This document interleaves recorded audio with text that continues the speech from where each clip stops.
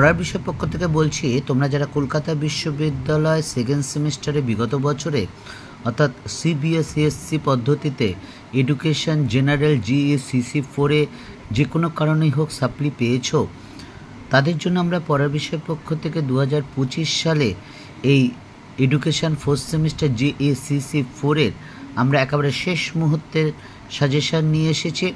তোমাদের এই যে সিলেবাস সেটা হচ্ছে সর্বসমাবিষ্ট বা অন্তর্ভুক্তিমূলক শিক্ষা বা ইনক্লুসিভ এডুকেশন। তা তোমরা এই প্রশ্নগুলো যদি ভালো করে পড়ো, তোমরা আশা করি কেন বলছি, অবশ্যই তোমরা, তবে হ্যাঁ এইগুলো একটু ভালো করে দেখতে হবে, বুঝে পড়তে হবে।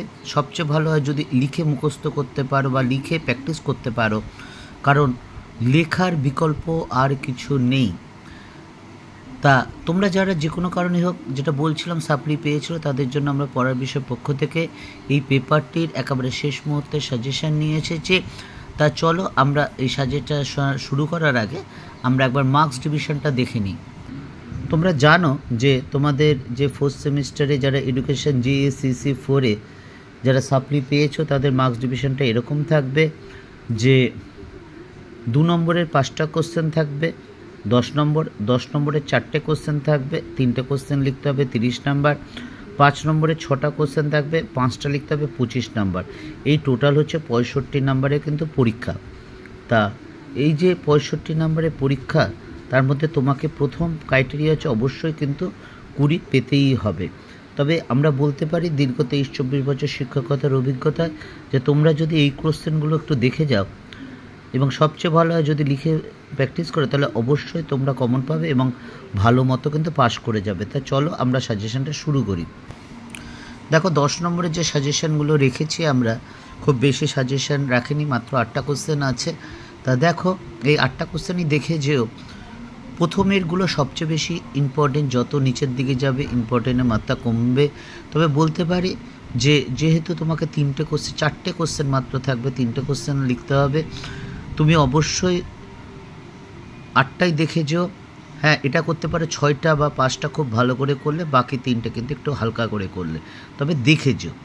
প্রথম প্রশ্ন দেখো, দৃষ্টি প্রতিবন্ধকতার সংজ্ঞা এবং সমস্যাগুলি লেখো। এটা 2 বা 4 থাকে, দৃষ্টি প্রতিবন্ধকতা কাকে বলে। 2 নম্বর, শান্তিপূর্ণ সহাবস্থান কাকে বলে, এই প্রসঙ্গে শিক্ষার ভূমিকা আলোচনা করো। 3 নম্বর, সামাজিক বহির্ভূতকরণের কারণগুলো আলোচনা করো। 4 নম্বর, অন্তর্ভুক্তি বলতে কী বোঝো, অন্তর্ভুক্তিমূলক সমাজের সংক্ষিপ্ত পরিচয় দাও। 5 নম্বর, অন্তর্ভুক্তিকরণের ধারণা ও প্রয়োজনীয়তা লেখো। 6 নম্বর, প্রতিবন্ধকতার কারণগুলি আলোচনা করো।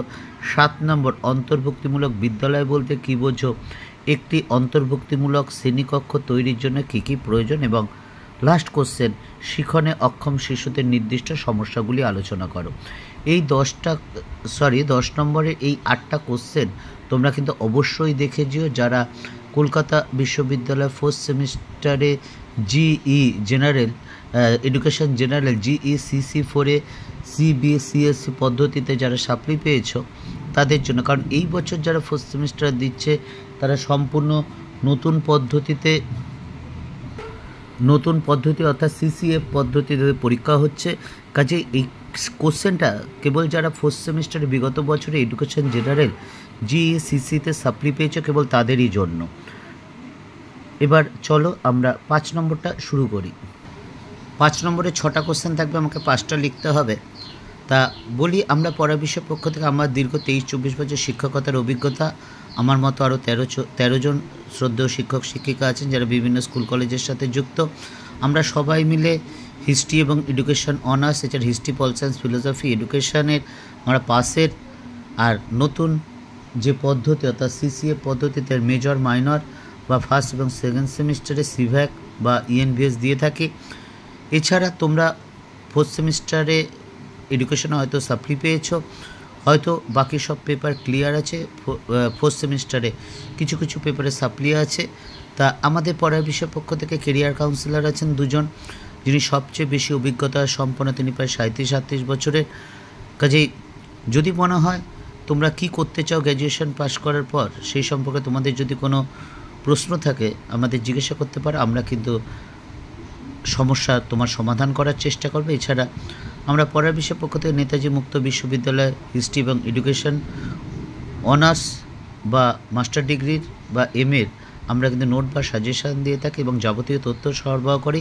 এছাড়া অনলাইন অ্যাসাইনমেন্ট যেগুলো হয় সেগুলো আমরা নির্ভুলভাবে 20 নম্বর নেতাজি মুক্ত বিশ্ববিদ্যালয় অনলাইন অ্যাসাইনমেন্ট হয়, সেগুলো আমরা বিগত বছরে 83টি পেপার আমরা সাবমিট করে দিয়েছিলাম সম্পূর্ণ আমাদের চ্যানেলের মাধ্যমে।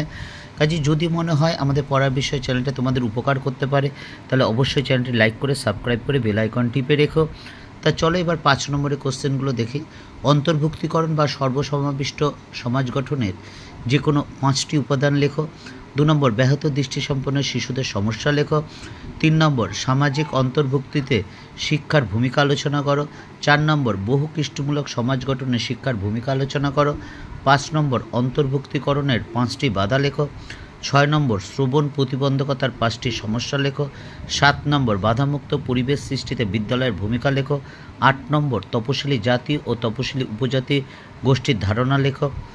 9 নম্বর অক্ষমতার ধারণা লেখো এবং লাস্ট প্রশ্ন শান্তিপূর্ণ সহাবস্থান গঠনে শিক্ষার ভূমিকা আলোচনা করো। এই 8টা কোশ্চেন তোমরা কিন্তু অবশ্যই ভালো করে যাবে এবং বাকি দুটো জাস্ট দেখে যেও। আশা করি এগুলো যদি তোমরা দেখে যাও তাহলে আশা করি তোমরা অবশ্যই কমন পাবে। দীর্ঘ যে অভিজ্ঞতা আমরা বিগত সেমিস্টার বা বছরগুলিতে আমরা যে সাজেশান দিয়েছি সেই সাজেশানগুলো কী পরিমাণে কমন এসেছে সেগুলো একটু দেখো। যদি বিশ্বাস হয় তাহলে অবশ্যই চ্যানেলটি লাইক করে সাবস্ক্রাইব করে বা বেল আইকন টিপে রেখো। বা নেতাজি মুক্ত বিশ্ববিদ্যালয়ের ক্ষেত্রেও গ্র্যাজুয়েশন বা মাস্টার ডিগ্রিতে আমরা যে অ্যাসাইনমেন্ট করে দিয়েছি বা আমরা যে সাজেশান দিয়েছি সেগুলো কী পরিমাণে এসেছে বা কমন হয়েছে বা ঠিক হয়েছে তোমরা দেখে যদি বিশ্বাস হয়, বিশ্বাস হলেই সাবস্ক্রাইব করবে, বেল আইকন টিপবে, না হলে কিন্তু করবে না। কারণ অযথা কেন করবে? পড়া বিষয় পক্ষ থেকে এতটুকুই। বিল গেটসের কথাটা বলে শেষ করি। তিনি বলেছিলেন তিনি অনেক পরিশ্রমী ব্যক্তিকে ব্যর্থ হতে দেখেছেন, কিন্তু তিনি অনেক একটু ভুল হলো, তিনি অনেক মেধাবীকে ব্যর্থ হতে দেখেছেন, কিন্তু তিনি কোনো পরিশ্রমীকে ব্যর্থ হতে দেখেননি। এটা আমারও ব্যক্তিগত জীবনে অভিজ্ঞতা বা এত বছর ধরে শিক্ষকতা করুন যে এটাই উপলব্ধি করতে পেরেছি যে কতটা সঠিক। এই কারণে তিনি মহান। পড়ার বিষয় পক্ষ থেকে এতটুকুই। অগ্রিম শুভেচ্ছা রইল তোমাদের সকলের জন্য।